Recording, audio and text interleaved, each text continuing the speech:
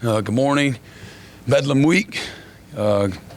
Really exciting week for everybody on both teams, and got a great challenge in facing Oklahoma State. They lead the conference in Big 12 play and in total offense and in scoring offense, playing really, really well, very efficient. Have made lots of improvement, found their way. Got the back that leads the country in rushing. And Bowman's, I think, 5 or 6 straight games. They're throwing them for over 200 yards. They're doing a great job on defense, playing really well here the last several games as well. Number 4, number 30 on defense, really disruptive players. Martin and Oliver, excellent players. Coach Gundy obviously has had got a lot of respect for Mike and what he's been able to accomplish, the program he's built in a profession that's hard to have sustainability and longevity and consistency. He's represented all of those things, and is the second best winning percentage in our conference the last 20 years. So no surprise that several weeks ago people had written Oklahoma State off after losing to South Alabama, a really good South Alabama team. And they've just gotten better. They've responded. So that's what you want to be about when facing adversity, or you're building your team on the season. That's what you want it to look like. And they've really gutted out and toughed out several really good wins. Kansas State, Kansas, West Virginia, really got after Cincinnati. And they've done it by punishing people in the run game. Again, Ollie Gordon has just been fantastic. He's got power, he's got speed, he's patient, he's got great quickness, lateral quickness, and man, he's explosive. He can run right through you, and he can run right by you, averaging, I think, 8 yards a carry in conference play. So great challenge for our guys. I know our guys are really, really excited about this game this week. And again, as I said after our game, we're tied in first in conference play, and we've got zero margin for error. So all hands on deck, and we're hoping that we got a few guys banged up. We'll see if whether or not we get them, but I do feel really good about guys that will play if they don't. So with that, I'll open it up. I want to ask you about the offensive line. How hard is it to find consistency with all the shuffling that has happened up there? We've seen it at guard all year, and then saw it at tackle a little bit on Saturday. Yeah, I think we got some good quality players. You can't just play 5 guys, and so we're trying to continue to develop that position like every other position. And again, average 5 yards a carry. It's not terrible, not great, something in between. I thought we really had pretty good pass protection on most of the day, and so they've been fairly consistent. Mm-hmm. Brent, hindsight is always 20/20, but when you look back at the KU game, do you wish the offense may have taken more vertical shots to test the defense? I think the opportunity was there, and wishing is not going to do anything. But we do need to maintain an aggressive mentality. There's always that balance when you're trying to be efficient and protect the football, and but at the same time, at the right time, take your shots for sure. We've got good players that can run past people and go up and make competitive plays. Mm-hmm. Brent, you talked about Ollie for a second, but you guys faced another good back in Jonathan Brooks in the Texas game. I think he had 125 or something like that. How is Ollie different? What challenges does he present maybe differently than what you saw out of Brooks? Well, Brooks is, very explosive as well. Can break tackles, and so there's some similarities obviously there. Ollie's he's just so powerful. He's got a nice spin move and does a good job in pass protection. He mows down a lot of people in pass pro as well, but his patience for a big guy is something that's a little different. It's not just power. He's got speed. And again, in the hole, he can make you miss. He makes a lot of people miss. He breaks a lot of tackles, but he makes a lot of people miss. Just excellent feet. And then he can get to, full speed, 0 to 60, really fast. Mm-hmm.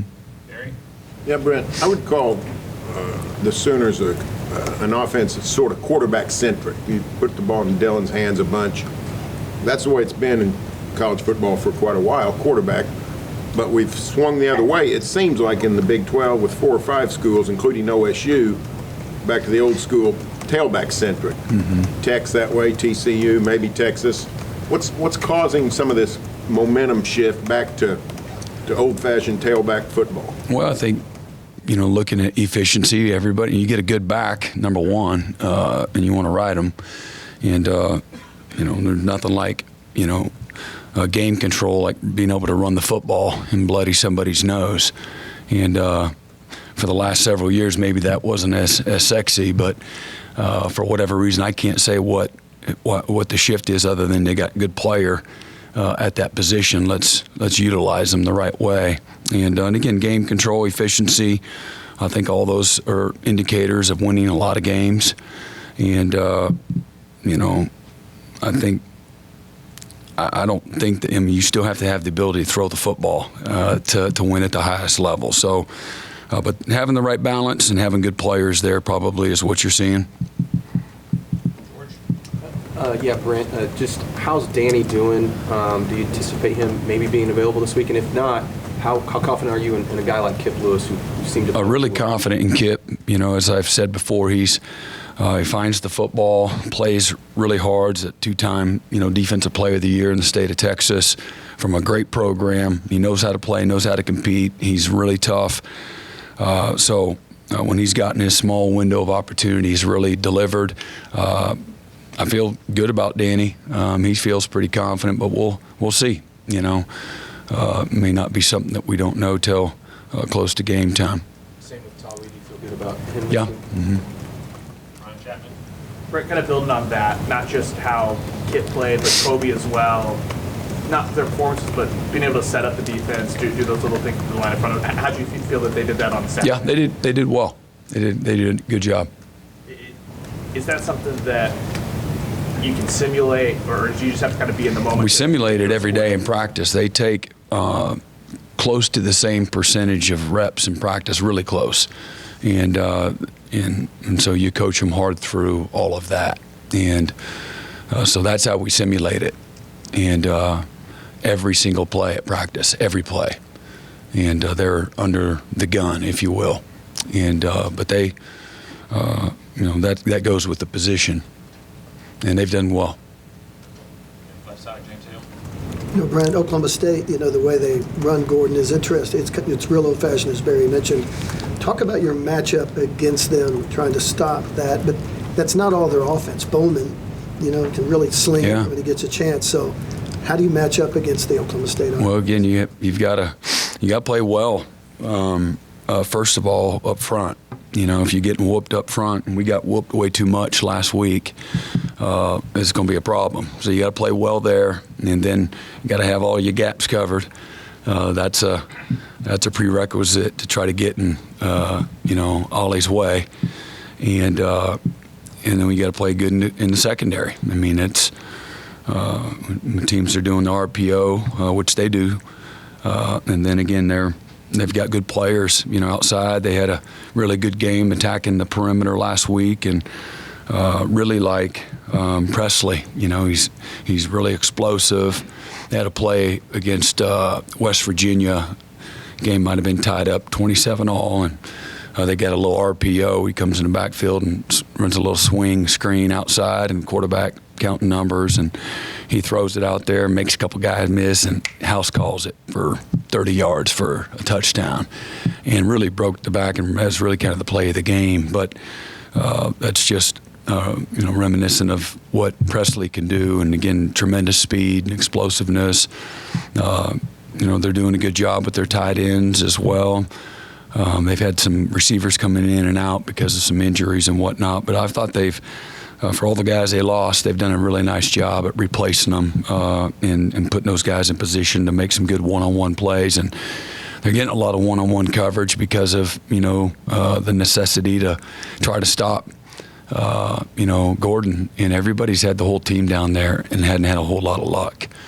And, again, hence, leading the country in rushing. So they've played against, people that are putting all the bodies there, to stop them. So great challenge. I don't necessarily, quote unquote, have the answers. You got to play well. That's kind of the basic premise. And then you got to play physical, play with really good technique. Tackling is going to be at a premium. We put on a clinic on how not to tackle, particularly in the first half last week. I say that's a reflection of me.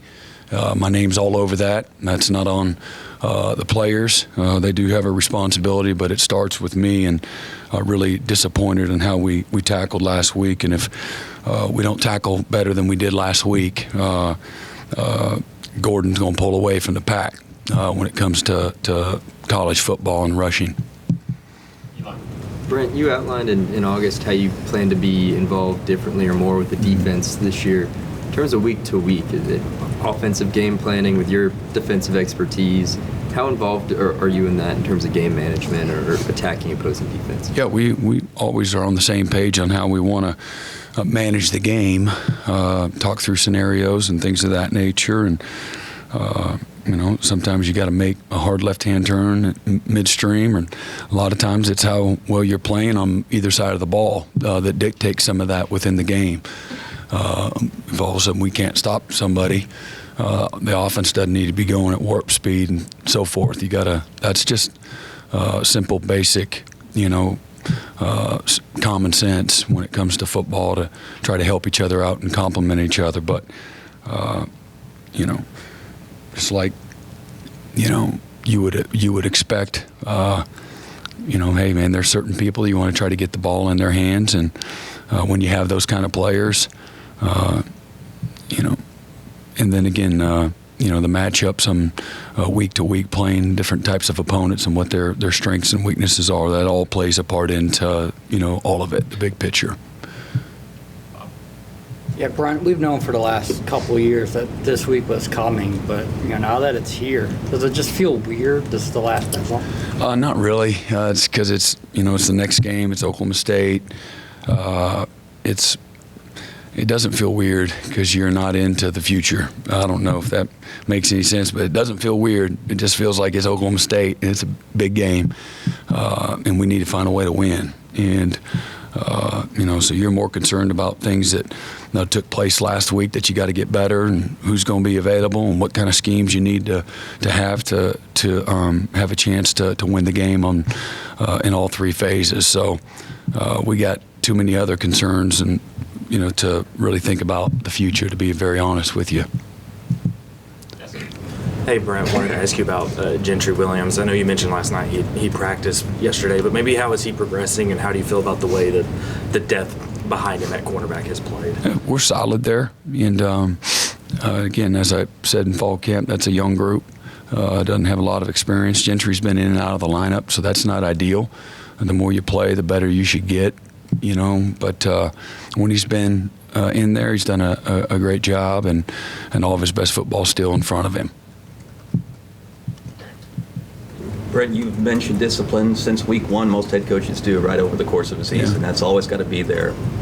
But I'm wondering, as it was such a central theme coming out of Kansas, you referenced it in postgame, with whether it was penalties or missed tackles, things like that. How much more critical, now that you're into November, the make or break time of year, how much more critical does it become to you, and how much more concerned are you that you're still having to bring that up? Yeah, again, well, I think first of all, it's not everybody, and it's not the whole game, and but we did get nosy in the first half, and with our defensive line in particular, and but we were much better in the second half, so we improved the discipline there, and again, Kendall Dolby, I don't think his 15-yarder is a lack of discipline, other than he didn't maintain his leverage and coverage, gave up the conversion, and I don't think he realized where he was as a guy's. He's trying to wrestle the guy down. He's got his back, he's tackling the guy backwards, so he doesn't realize the guy had put a foot out, and he's just trying to get the guy to the ground. So I don't think that was a lack of discipline on his part, but it's always, I don't think you're ever going to have a week where you don't desire more discipline. I don't want to downplay it. I'm the one that brought it up, but it really was in particular, the discipline in the first half, and particularly defensively. Do things right, and with the discipline again, offensively, to do the things that we're coached to do, systematically, and don't try to make a play. I think one of the reasons we've been really efficient through the first part of the season going into last week was because we did have discipline to do the little things right from a scheme standpoint, and not try to make plays, make the layups, don't force things. And you play the quote-unquote long ball when it comes to winning games, and so don't try to win it the first drive of the game. Again, take what's there and come get coached up and those types of things. So I think that's a coach's job, to always have great awareness there, always correcting, always coaching, always teaching. I don't think that it's ever going to be perfect, but we certainly, again, some of the things that again, I go back to defense, guys trying to make plays. And so sometimes you take away the autonomy to do some of those things with your schemes too. Some schemes you give a little bit more latitude, which allows them to be really aggressive. And then sometimes when they're not doing the things that you need to do there the right way at the right time, you take away that latitude to do that. And so we did some of that last week to improve the discipline. So that's kind of probably vague a little bit. My guys aren't listening to me right now, but if they heard me talk right now, they'd know exactly what I'm talking about. Right side, third row, Cliff. Yeah, Coach, when you have the nation's leading rusher, that means somebody's blocking. Mm-hmm. Coach Gundy early on was disappointed in how his line was blocking, but they clearly got better, and he's been very complimentary of them recently. Yeah. What do they present as an offensive line, as a blocking scheme? Good cohesion, good chemistry, very confident, good fundamentals. They're playing aggressive, but they're playing as a unit. They're not at. Again, I think the runs that they've been majoring in have helped them. The tight ends are a part of that as well. They're tough, physical. They like to play. They like to get after you, and that's a unit that's having a lot of fun, is what I see. Back left, John Hoover. Brent, so much emotion went into the Texas game, came out of the Texas game. We saw the videos and all that stuff, the big celebrations. But then you guys had an open day, and then you had the UCF game out here, obviously, and then Kansas. I know you like to say that one win or one loss doesn't define you, but what do you think has happened since that pinnacle point, that high point, to kind of whatever the decline is? I take every week. Yeah, I take every week as its own. I don't. You don't think they're connected at all? I don't know. Maybe it is, maybe it isn't. I don't look at it like that.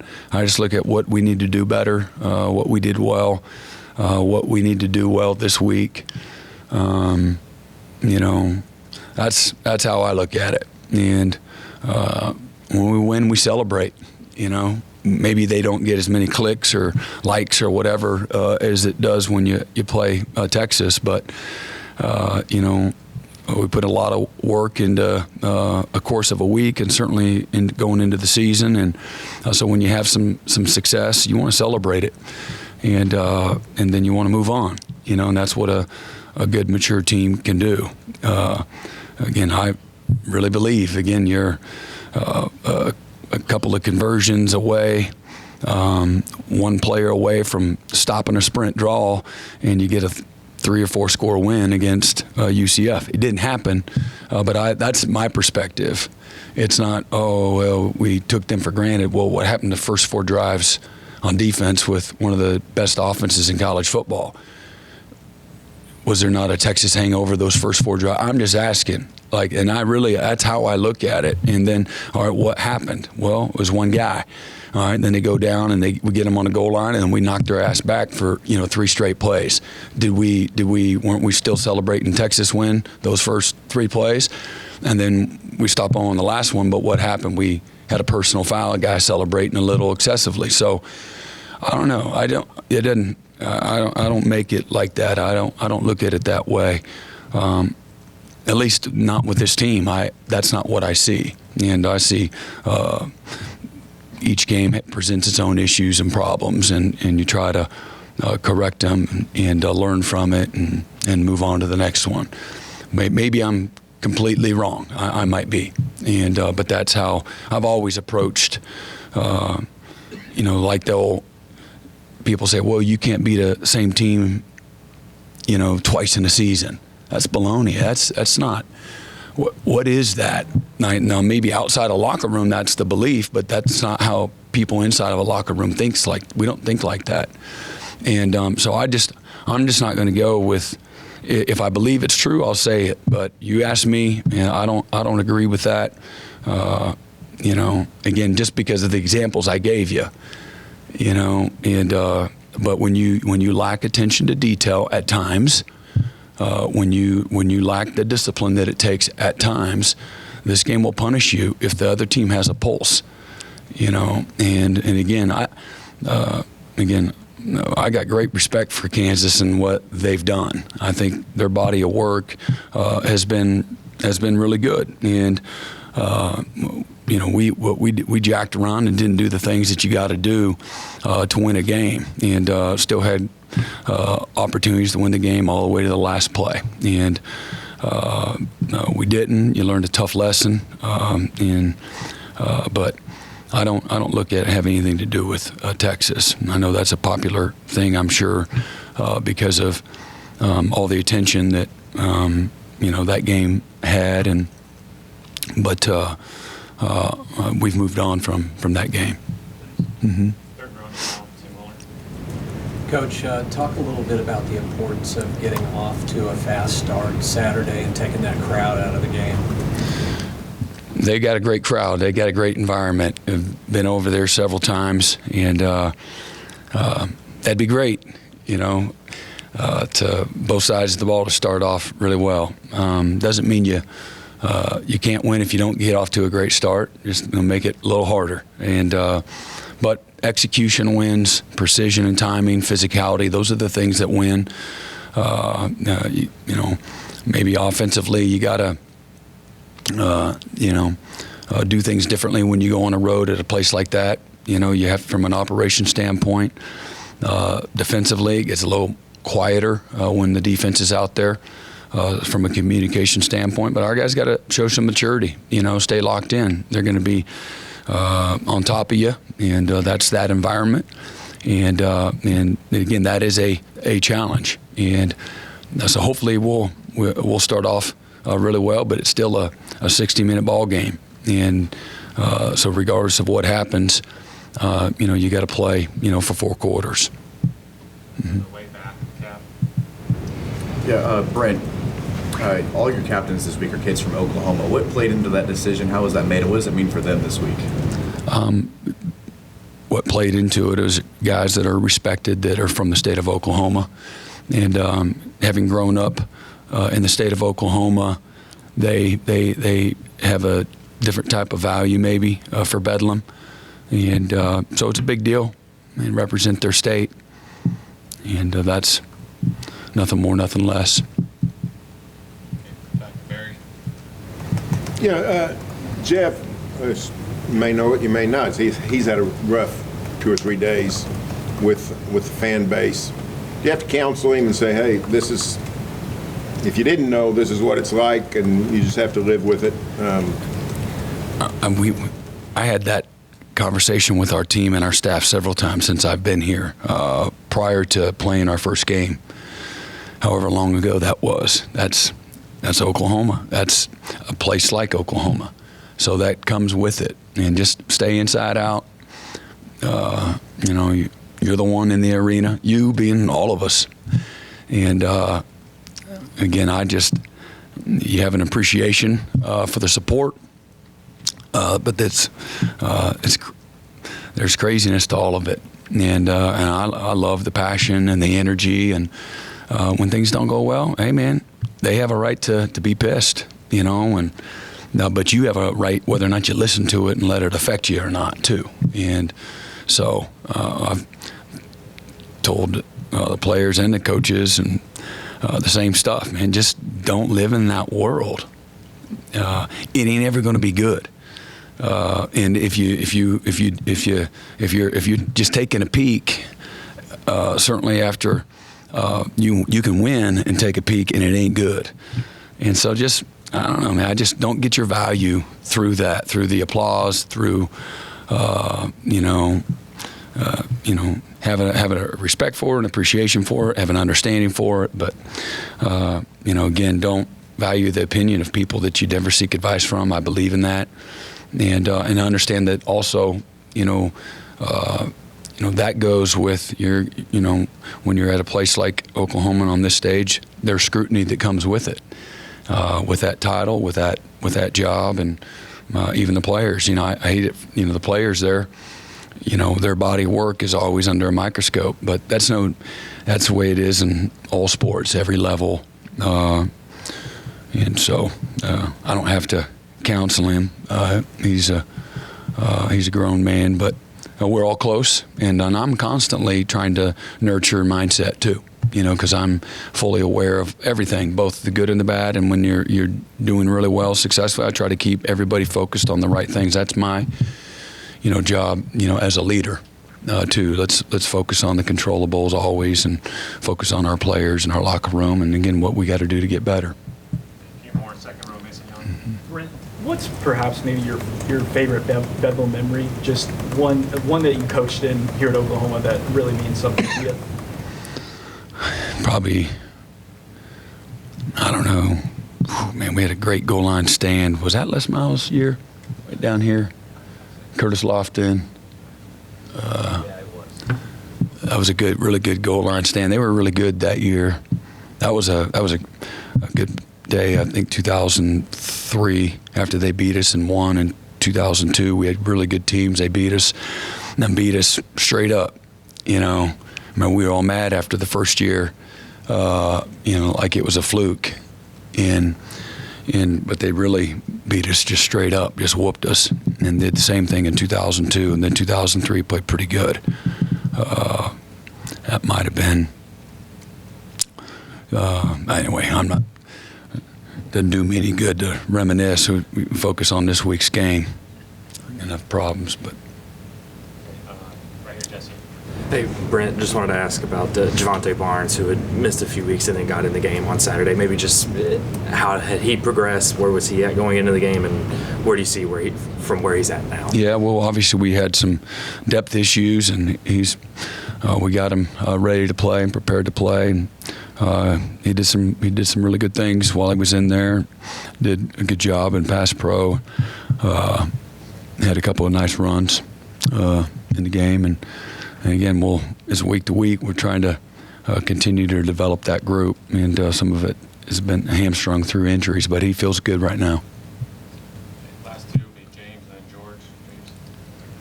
It was a weird game throwing the ball. You only threw the ball 19 times. Normally you throw it a lot. I would assume you don't go to a game worried about Dillon and guys throwing the ball, but I'm sure you'd like them to get back on track and be their normal selves this game, right? So. Again, I think having a balance to what you do is important, and you attack people. Explosives are a real thing. Obviously, having some success throwing the ball can open up opportunities to run the ball as well.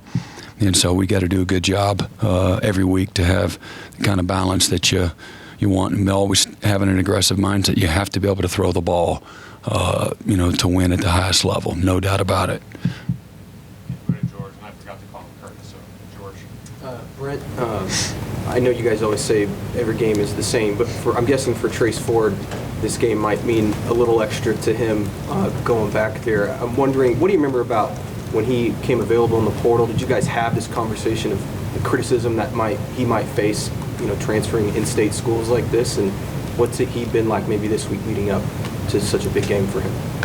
I don't know. I haven't talked to Trace this week about any of that. But and again, I think these guys that get in the transfer portal, they're going to be celebrated and critiqued, whether it's in-state, rival, or not. And these are tough, difficult, life-changing kind of decisions. So I'm sure a lot went into it. I don't know all the intimate details of.